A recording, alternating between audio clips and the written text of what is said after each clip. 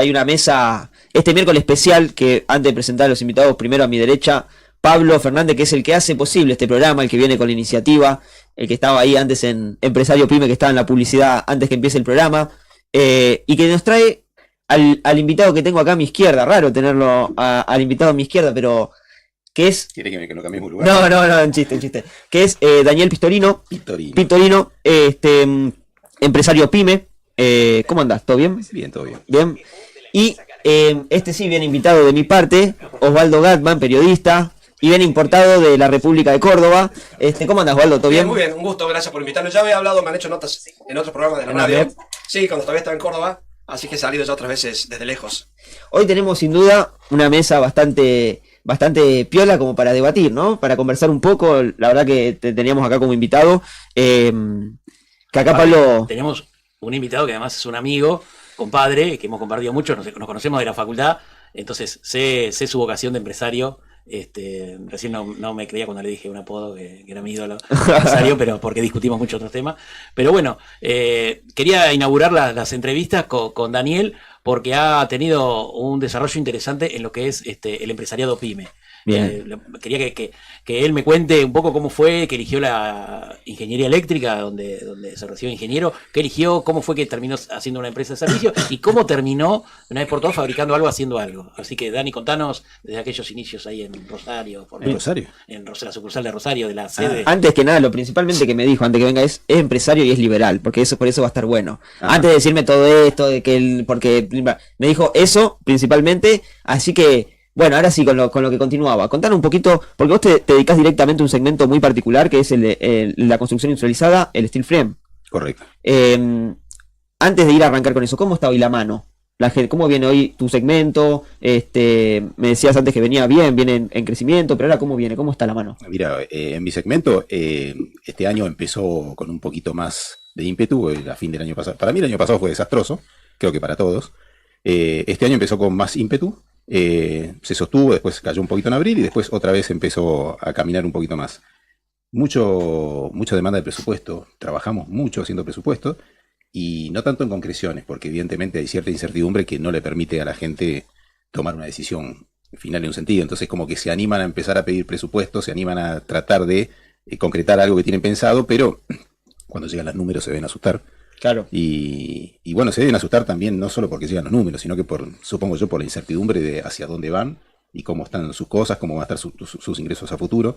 Entonces miramos mucho, se da muchas vueltas y la verdad que nosotros la tasa que tenemos de aceptación de presupuestos está en el 10%. O sea, se trabaja muchísimo, aparte cada presupuesto es una elaboración, no es, bueno, mira, este vaso, ¿cuánto cuesta este vaso? Y 10, 15, 20, ¿lo llevo o no lo llevo? No es eso, es todo un trabajo de ingeniería. Para poder llegar a hacer una oferta y presentar algo que es lo que quiere construir el cliente, ¿no? ¿Cuáles serían tus principales clientes? Mis principales clientes hoy por hoy son pequeños, son particulares. En otro momento apuntamos hacia otro segmento porque tenemos una máquina que tiene una gran productividad. Entonces, a lo que estamos apuntando es más que nada hacer barrios. Pero bueno, eso es mucho de obra pública. No sé si alguna vez va a ser reemplazado por los privados. Estamos cotizando muchos proyectos de privados, pero realmente no los conozco, no sé quiénes son, no sé si realmente se va a concretar algo. Andan sondeando, digamos. Y nosotros revoleamos los miles y los cientos de miles, pero bueno. Sí, están sondeando, viendo si es que les conviene, los métodos constructivos que hay, que es más barato que... El problema también es que en todo esto los precios relativos entre un método constructivo y otro varían. Nuestro sistema tiene ciertas características como que es que respecto a la obra tradicional, que la obra tradicional tiene mucho al aire libre, tiene mucha incertidumbre final en los costos, entonces termina saliendo siempre un 15, 20, 25% más de lo que se cotiza, y lo nuestro está muchísimo más acotado, ese valor es mucho menor. Y es mucho más veloz en el montaje porque no tiene obra húmeda. Claro. Hay que esperar que se seque tal cosa para hacer tal otra. Va ahí más directo, digamos, el proceso. Es más rápido, es más veloz y permite la concreción en menos tiempo. Entonces, en algún momento empieza a bajar el precio de la mampostería, de construir mampostería, de repente se va para arriba, ahora el acero está bajando otros insumos que nosotros tenemos, nosotros partimos de un fleje de acero. Sí. O sea, la materia prima principal nuestra es el acero, pero nosotros también construimos, entonces tenemos otros elementos, otros insumos. Y a veces crecen mucho los precios respecto a la mampostería y a veces se da vuelta. Claro, sí, como que va teniendo su ciclo, ¿no? Claro, son como ciclos. Yo, ¿por qué te pregunto esto y le di tanto? Porque también el tema de cómo vienen los meses, mayo, junio, que en mi caso también vienen siendo meses complicados. ¿Vos siempre te dedicaste a esto? No. ¿O fuiste ahí hasta que encontraste, digamos, la beta y dijiste, bueno, le meto a este negocio? No, yo me dedicaba a otra cosa, me dedicaba más que nada al mantenimiento civil y eléctrico. Ah, mira qué interesante. Y me estaba un poquito alejando de eso. Eso lleva mucha presión, mucho trabajo, muchas horas. Me estaba alejando de eso y cuando en realidad me enamoré de esta tecnología y de la máquina. Sí. Y la verdad que hice lo que no hay que hacer, que es, me tiré de cabeza y sin hacer los números bien hechos. Bueno. Y me tiré de cabeza porque era algo que me encantó y es algo que tenía que ver con una historia que yo tenía dando vuelta en mi cabeza, que siempre fue la solución de la vivienda, cómo puede ser tanto quilombo de vivienda, cómo puede ser que no podamos tener viviendas dignas, que salgan fortunas, que hay planes que se empiezan y se terminan y quedan a medio hacer. Bueno, siempre es algo que rondó mi cabeza. Y bueno, cuando vi esto dije, bueno, acá está la posibilidad, pero en realidad no hice un solo número, no tomé en cuenta que el acero solo se le podía comprar a Ternium. Claro. Y ciertas cosas que hacen que esto no sea un sueño. Los mejores negocios siempre los que uno se va a dedicar arrancan así, tirándose de cabeza igual. En general yo... Arranca por amor, ¿viste? Claro, Sí, arranca como, bueno, no me importa y le doy. Vos, Osvaldo, Sí. ¿cómo empieza tu metida? Porque hablas mucho sobre también la industria. ¿Cómo arranca ahí tu énfasis? Aparte el compañero acá me dijo que también estás ahí por el movimiento productivo 25 Sí, de señor, mayo. sí, señor. ¿Cómo arranca? Siempre me interesó el tema industrial, desde que era un niño. No sé. Es una característica de Córdoba. Sí, bueno, mira, hoy hablaba... Córdoba es... Córdoba, yo hablaba hoy con un compañero secretario de Derecho Humano de la provincia de La Rioja y le decía, estábamos en la marcha hoy, ¿no? Le decía, Sí. y hablábamos, siempre surge, ¿viste? Esa conversación sobre Córdoba es como una especie de Sí, piedra del claro. zapato No. de la patria. Entonces digo yo, Córdoba es hija absoluta del peronismo. Claro. Es hija del peronismo. La Córdoba moderna, esta Córdoba que vos te imaginás industriosa e industrial, es hija del peronismo. No es hija del mercado, no es hija de un crecimiento espontáneo, no es que algunos, che, vamos a poner acá una... No, fue una decisión política. Perón y los generales, porque esta es la verdad, Sí. que planificaban la economía, dijeron, bueno, mira, ya está muy desarrollado el conurbano, muy desarrollada esta zona, tenemos que desarrollar el resto del país, vamos a ir moviendo la frontera industrial. Y en Córdoba ya estaban las fábricas militares. Y entonces dicen, bueno, entre la fábrica militar de aviones, parecía una manera sencilla, las fábricas que estaban en el interior de la provincia y demás, y algo que ya se había desarrollado justamente al amparo de la fábrica militar de aviones, dicen, no, acá hay que poner un polo metal, mecánico y automotriz.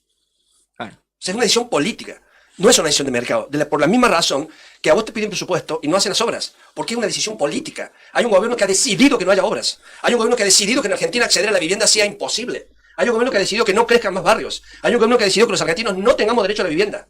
Se decidió, es una decisión política. De la misma manera que un gobierno que decidió el desarrollo industrial del país y arrancó por Córdoba hasta que en el 55 eso se frenó. Pero Córdoba es hija del peronismo. Mal que les pese a mucho gorila cordobés. Esa Córdoba que vos te imaginás que uno recuerda, la Córdoba industrial, la Córdoba de los Oberones, de los mamelucos, la Córdoba de la Fiat. Nadie recuerda. Yo daría $1 millón a la gente, a los empleados de la Fiat, porque he hecho la prueba. Nadie sabe cómo llegó la Fiat, que fue la inversión internacional más grande de la historia argentina para la época. En términos de transferencia de tecnología, fue la inversión más grande que tuvo la Argentina para la época. Antes de Perón, no había habido un acuerdo con una empresa que implicara la transformación tecnológica del país. Lo hizo Perón, lo trajo Perón, una decisión política de traerla y además en sociedad con el Estado. Ese inmenso polo industrial fue público-privado. Público-privado. Por eso cuando me dicen liberal y empresario, me parece contradictorio. Porque si vos sos liberal, estás renunciando a ser empresario. Porque cada vez que gobiernan los liberales, se cierran empresas. Desde que está Milei, se han cerrado 13.000 empresas. 1.300... ¿Mi ley es liberal? No, sí es liberal. La apertura de la economía que hace Él es no liberal. él no es anarcocapitalista. Ah, no, bueno. Él tampoco es, por No, lo que pero estuvimos hablando, igualmente, igual después... no. Yo cuando hablo así, hablo para que no... Igualmente hoy, Sí. después de todo eso, ¿en qué situación está ahí Córdoba en el plano industrial y en los últimos Retroceso 8, absoluto. 12 años? Mira, ¿Ves en el retroceso? 2003 se iba la Fiat. Yo te lo he echado con gente de la Fiat. Se iban. Era entre el 2003 y el 2004, chau, levantaban. Y no se fueron. ¿Y por qué no se fueron? Porque volvió a haber una política pro-industrial en Argentina. Porque el capitalismo, ese del que muchos pibes hablan, mientras ven estafadores por YouTube, que les dicen que esto es capitalismo y que se van a hacer ricos en 48 horas, vos sabés que eso no existe. Que a vos te llevó mucho laburo hacer tu empresa. Lo mismo, es así. Eso no es capitalismo, eso es un mamarracho. El capitalismo implica trabajo, planificación, dedicación, esfuerzo del empresario, esfuerzo de los técnicos, de los capataces, de los trabajadores, de los que limpian las empresas. El capitalismo es una construcción colectiva finalmente y que lleva tiempo. Y está asociado no a las ideas liberales, está asociado a la idea del nacionalismo económico. Porque Inglaterra se convirtió en capitalista cuando pasó a ser nacionalista. Mientras tanto, era una mugrosa semicolonia de los holandeses, que eran nacionalistas y por eso fueron la cuna en realidad del capitalismo. Que es lo que no hizo España. España era la que más capital tenía, pero la que no desarrolló su capitalismo. Porque eran liberales y vos podías entrar y sacar el dinero, como si hoy dijéramos los dólares. El oro y la plata entraban y salían sin cepo de España. Sí, claro. Y las mercancías ingresaban a España sin ninguna restricción. Y así España se condenó quizás hasta el día de hoy. Por haber sido tan liberal. Sin duda que todo lo que conlleva al pensamiento, digamos, que tiene Milei, que es un pensamiento anarcocapitalista, que ya de por sí es, digamos, un anarquismo de mercado, básicamente. Donde, bueno, no hay un Estado presente, como vos conociste de otros tipos de anarquistas, bueno, este es del otro lado. Más allá de eso, yo te consulto a vos, Daniel, desde tu punto, desde tu cosmovisión de cómo entendés la economía, quizás tenés una visión de cómo debería ser ciertos aspectos con respecto a las importaciones, con respecto a las exportaciones, con respecto al gasto público. Hace un rato estábamos hablando de que vos tenías una opinión con respecto a vos en todo tu trayecto de empresario. ¿Cómo has visto la política? ¿En qué momentos te fue mejor? ¿En qué momentos te fue peor? Bueno, eso en qué momento me fue peor, en qué momento me fue mejor, es un poquito, me parece una trampa que yo muchas veces escucho que ¿cuándo hiciste más plata? ¿En el gobierno de Cristina? Bueno, entonces, ¿qué carajo te quejas? Me parece que es una trampa porque hay que mirar un poco el entorno, de la situación particular también de cada uno. Entonces, yo no sé la de otros cómo será. Bueno, pero yo, por ejemplo, en mi segmento hablo con todo tipo de fabriquitas, fabricotas, comercito, comerciote, y todos sin duda me dicen, bueno, yo en el 2008 la verdad que facturamos muy bien, vendimos más, hicimos más en el 2010, otros me dicen en el 2004, otros me dicen en el 2006, en el 2007. Yo conocí en Iriarte y Luna hay una mueblería que el tipo me dice, bueno, yo en el más o menos empecé a trabajar en el 2014 y me dijo, yo en el 2012, 2011 me fui a Europa, nunca en mi vida me imaginé haber ido a Europa, qué sé yo. Mi abuela se compró una heladera que era jubilada, bueno, está bien, pero en ese sentido, digamos. Igual te hace una trampa el lugar y la ubicación que tiene el empresario y la muñeca que tiene el empresario. En el rubro mío no estuve nunca mejor que en el del 99 al 2001. ¿Por bueno. qué? Porque encontré una empresa que... Pero ¿y a tu alrededor también? No, bueno, por eso te digo, cuando vos preguntas en lo personal, tiene que ver, yo encontré una empresa que se venía a instalar en Argentina, que iba a abrir constantes sucursales, y eso me generó un trabajo. Alrededor mío, es más, conseguía buenos precios, alrededor mío había una isla. ¿Desde qué fecha me dijiste? 99 al 2001. Son 3 años. Sí. ¿Y en constancia? No, ese crecimiento y esa constante depende de la muñeca del empresario. Él empieza como haciendo mantenimiento. Yo te pregunto, yo te digo, algo que yo alguna vez en la década del 90 hablaba con un flaco, sí. Le decía que me parecía terrible el gobierno de Menem, que estaban cerrando muchísimas empresas, que el sueldo era una porquería, y el tipo, viste, me decía, pero yo con Menem me compré un auto 0 kilómetro y la casa a crédito. Sí. Puta, claro, yo veía alrededor que todo se caía, que era una miseria, pero el tipo me contestaba con una realidad de acero, ¿viste? Yo, en el momento de mi vida que pude comprar mi casa y mi auto, fue en el mismo. En ese momento, ¿qué hacías vos? ¿A qué te estabas dedicando? A lo mismo. Ah, ok. A hacer mantenimiento. Claro, lo que me civil, hablamos mecánico, antes, sí, todavía sí. no habías arrancado con esto. No Ok. había arrancado. Pero eso también es una política que te da, es una decisión política, hacer mantenimiento o vender servicios o importar. Claro. Del gobierno de O turno. fabricar. Yo en ese momento sigo vendiendo servicios, era más comerciante que de servicio, y eso era porque, bueno, no había posibilidad de fabricar nada en la época de los 90, porque entraba todo. Ahora, cuando yo decido ya montar una planta de mantenimiento de extintores y de instalaciones fijas de incendio, es a partir del 2006-2007, en donde hay un montón de planes que a vos... Cambia la matriz productiva. Yo había pasado los 90, me pegó el 95 el tequilazo, los bancos que me prestaban plata sin control para vender una ilusión de que había crédito, se cortan todos los tipos de crédito, y de repente en el 2008 me llaman por teléfono de la gerencia del Banco Provincia para ofrecerme un crédito para un bien de capital. Digo, Claro. escúchame, si hay plata, vamos a invertirla. Entonces, Claro. eso depende pura y exclusivamente. Por eso los ciclos de gobierno por ahí no tienen que ver tanto con el éxito, porque de una persona o de una, sino hacia dónde van. Entonces, y es otra. Acá, y ahí es donde vos tenés que analizar el gobierno de turno en base a al amor que vos decías con lo que construís tus casas, es al tipo de amor que vos querés de tu país. ¿Qué tipo de país querés? Si vos querés ser un país productivo, obviamente que por más que te vaya bien, es un gobierno que no te ayuda. Si vos querés dedicarte a la materia prima, a los servicios, en los 90 nos decía que el futuro eran los servicios. Y muchos compramos esa ilusión de que... Porque mucha alternativa no había. No había, pero tampoco había otro discurso. Había un momento internacional que... Hoy hay, digo, en los 90 nos decía que no habíamos que en el 45. Hoy no podemos retroceder a 2006, 2005, 2004, que es más natural recordarlo más fácil, ¿no? Entonces, para mí, eso es lo que hace que las decisiones las tomás en base a... Yo siempre que pregunto, no es, sea vos, sea él, sea otra gente que charlamos, gente que voy conociendo y demás, y que hablamos en la intimidad, es eso. Siempre le pregunto con honestidad, cuando conozco a alguien también muy grande, siempre le pregunto, ¿cómo sentiste el día que murió Perón? O le pregunto sobre ficha histórica, a ver cuál es su perspectiva y su visión. No es una cuestión para que vos me digas, sí, vendí más en el kirchnerismo, vendí menos ahora con Milei. Para nada. Pero lo que a mí siempre, cuando yo hablo sobre esas cosas, hay unas respuestas que más o menos siempre machean, ¿viste? No he encontrado todavía, quizás tengo que seguir buscando, gente que me diga, uy, vendo menos, me fue mal, cerré una sucursal, despedidos empleados. Al contrario, muchos también me han dicho que en los 90 han hecho mucha plata, y que muchos me han dicho, yo me compré un departamento en la costa en los 90 y lo tuve que vender después porque no lo podía mantener. Entonces, hay de todo, sin duda. Las cosas también dependen del ámbito personal. Yo, por ejemplo, yo los 18 los tengo en el 2014, así que yo, un poquito antes de eso, arranca mi vida de emprendedor, siempre en este rubro, en el mundo de los colchones, los muebles, los sillones, y nunca viví la época del 2008, por eso pregunto y consulto mucho, 2008, 2009, 2010, 2012. Entonces, yo siempre trabajé, laburé porque tengo mi forma, mi empuje, bla, bla, bla, y por lo que cada uno da. Pero siempre hay cuestiones que te impulsan más o te impulsan menos. Por ejemplo, yo con el gobierno Alberto Fernández, que no estaba para nada de acuerdo, un gobierno totalmente tibio, que yo no apoyo en ningún punto de vista, totalmente con una agenda que no era la de los argentinos, etcétera, etcétera, pero sí producía mucho más de lo que produzco ahora. Eso es una realidad inobjetable. A mí no solo yo, sino que mis clientes también, y a su vez mis proveedores también. Hoy fue Maga a comprar, estaban así mirándose el techo, cuando antes tenías que estar esperando podía comprar tela. Entonces, sí, bueno, también son circunstancias que se dan en determinado momento cuando vos me hablás de fines de la época de Fernández. Y había movimiento. Y yo digo, bueno... Pandemia te hablo inclusive. Sí, está bien. Pandemia yo laburé mucho porque laburaba en mantenimiento y tenía prioridad y todos los que estaban alrededor mío se venían fundiendo, se venían haciendo pelota y yo laburaba muchísimo.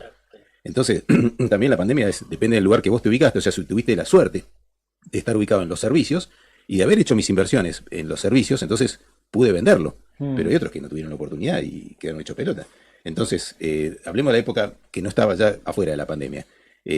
Siempre son segmentaciones, siempre son pedacitos. Entonces, en ese pedacito había mucho laburo en la parte final de Alberto Fernández, pero era insostenible. Y entonces cobrabas una obra, cobrabas un mango. ¿Qué hacía? Comprar mercadería, qué sé yo. ¿Qué hace con la plata? Te quema. Sí. Entonces, también era una situación bastante compleja que, a partir de sea quien hubiese ganado, yo a Massa no lo iba a votar ni en pedo, tampoco lo voté a Milei, pero bueno. Te fuiste fuera. ¿Por qué me fui fuera? Y pues estaba de viaje Ah, sí, pensé que me lo decías de otro punto. 501. No, pensé que era una metáfora. No, está bien, no estaba, pero no importa, no lo hubiera votado a Massa porque yo pensaba que realmente no iba a poder cambiar mucho la matriz de ese quilombo. Milei la cambió. No había forma que si hubiese subido Massa, esto no es un elogio a Milei, si hubiese subido Massa, también hubiese tenido que hacer un quilombo tal que todo iba a ser otro despelote. Ok. Entonces, ¿Y qué? O sea, digamos, yo entiendo lo que vos me querés decir, pero bueno, ahora que ya... Porque, a ver, yo, por ejemplo, yo suponía que quizás Massa, porque era de acuerdo a lo que uno mira en la política de qué es lo que se rodea. Entonces, al fin y al cabo, muchos de los cercanos a Massa dijeron, mirá, bien lo que está haciendo Milei y demás, bueno, tema de ellos. Más allá de eso, yo creo que el daño que uno hubiese hecho el otro, es completamente distinto.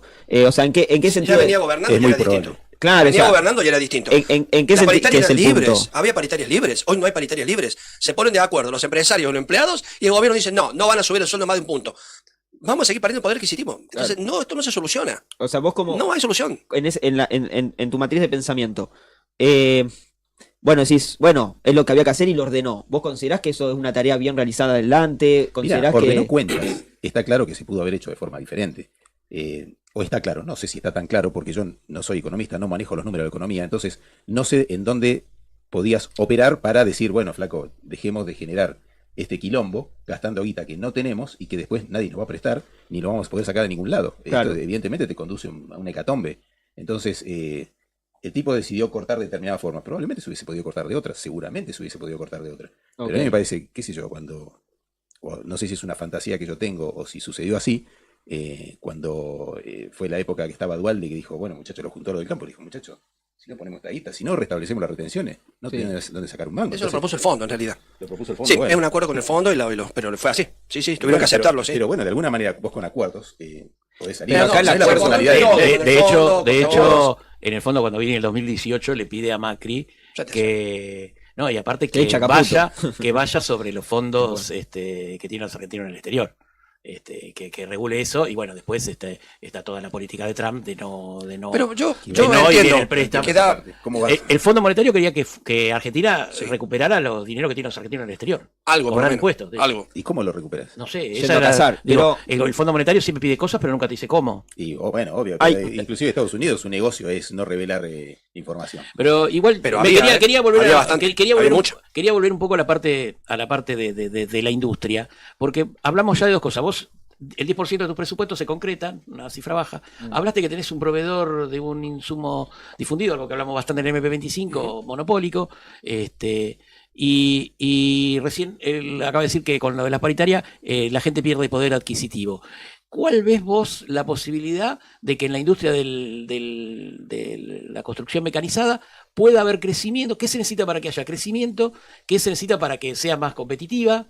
Y que, en definitiva, que pase para que genere más empleo. Vos me hablas de la industria de la construcción o de la construcción del tipo que yo hago. Del tipo que vos particular. haces. Porque Del tipo que vos en realidad yo haces. estoy haciendo una, pero estoy desarrollando otra, que es la construcción modular. Pero, ¿qué debería hacer? Yo creo que con el tiempo van a empezar a bajar los insumos.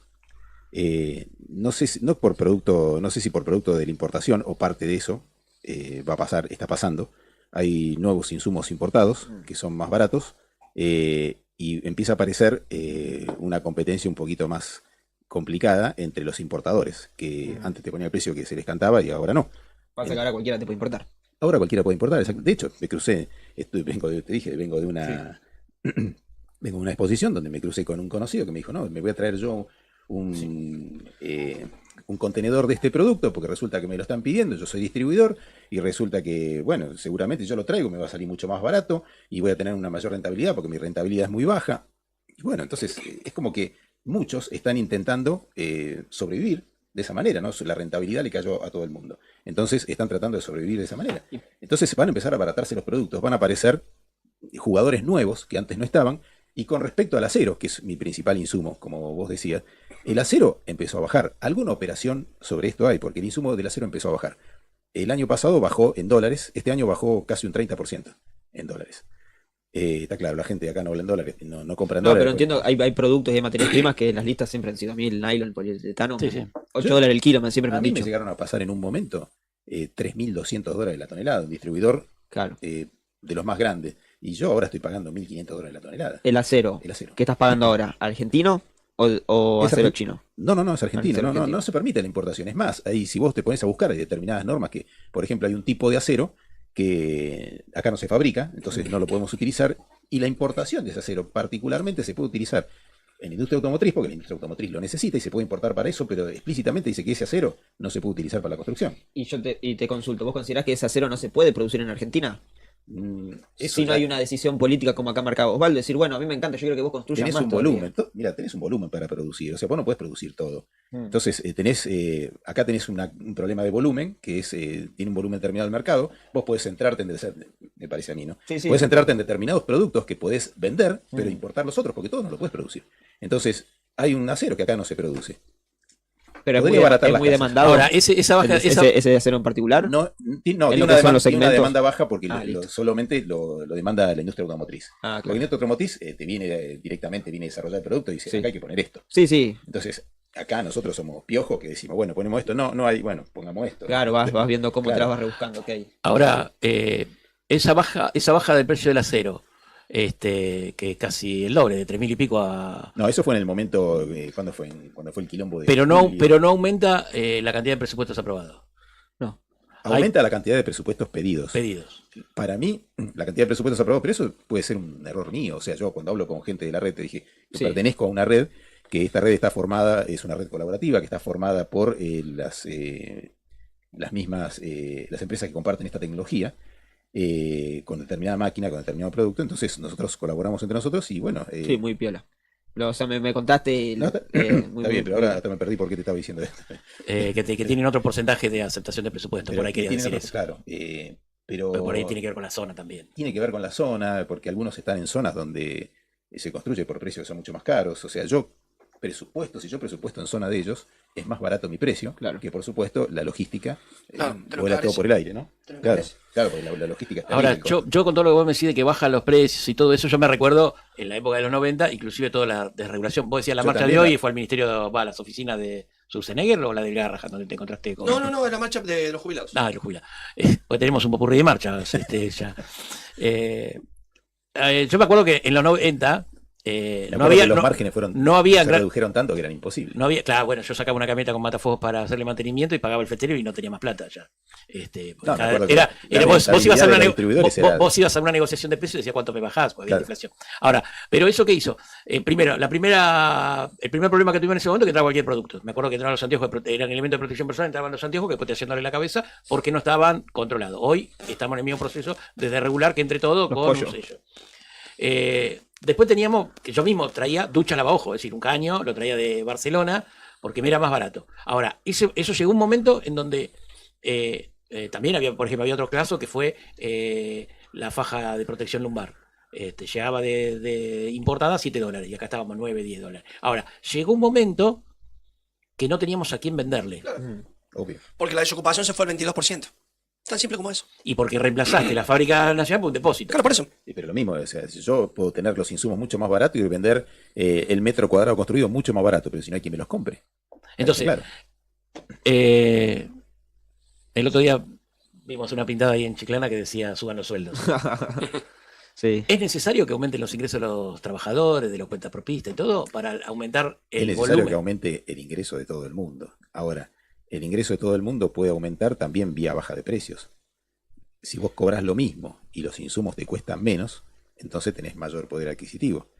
Yo no sé si eso es posible o no es posible. Pero el capitalismo, no, una de las reglas nuevas del capitalismo que tenemos ahora, no es que no hay un precio de un precio de costo ¿Cómo que del no hay producto, es decir, el costo producto de subjetivo. venta, el producto de venta no depende del costo del producto, sino de la expectativa de lo que te quiere pagar el consumidor.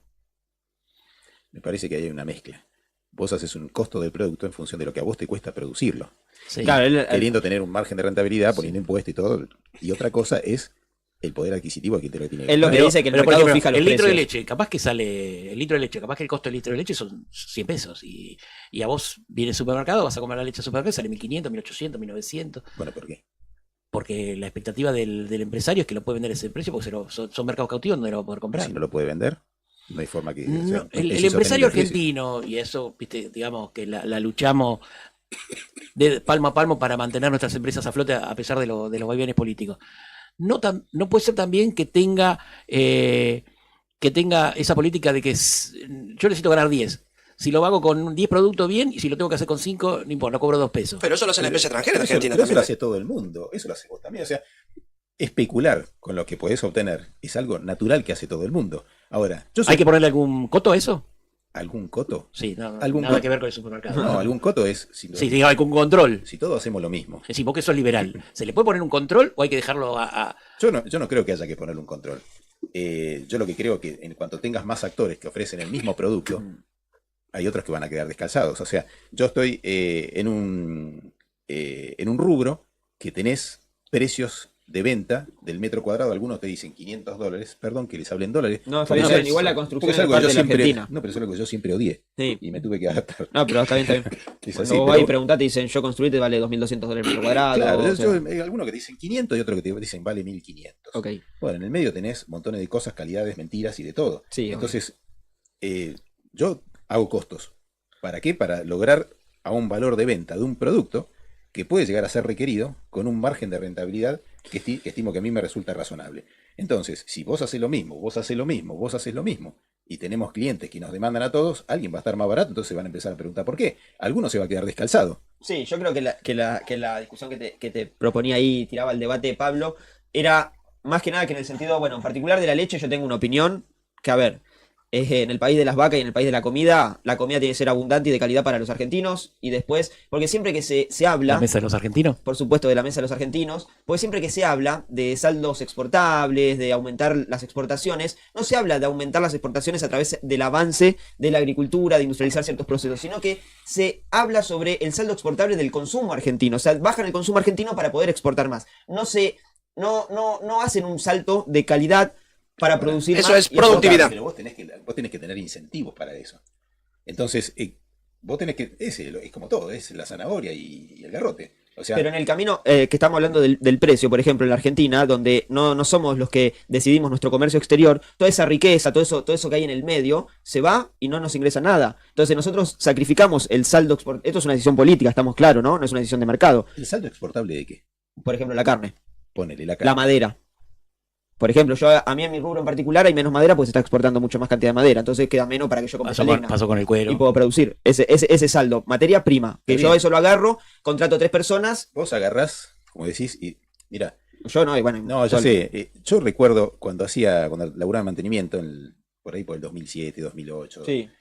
me iba con el auto o con la camioneta, me iba para el interior, y veía que estaba sembrado hasta el pavimento. Ajá. O sea, tenías el alambrado, estaba la cuneta y hasta el pavimento estaba sembrado. Sí.